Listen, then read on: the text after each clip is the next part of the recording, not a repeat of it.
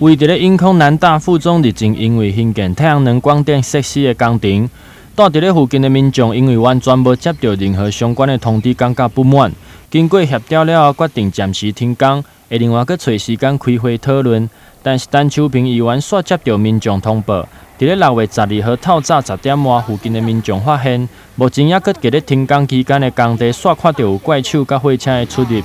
调出落叶弹，才发现。 厂商竟然伫学校内底，家己挖坑带对外口载来的废弃物。我们的永康派出所庄所长赶快调阅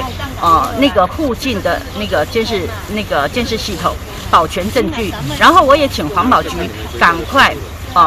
第一时间函文给那个永康分局索取这些证据。显然已经很违反了国有公用不动产。 设置太阳光电的租赁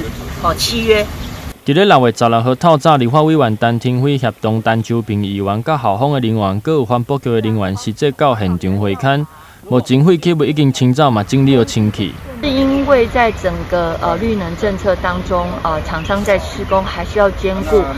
能够合法哈。那现在有被发现说，在这个光电场地是南大附中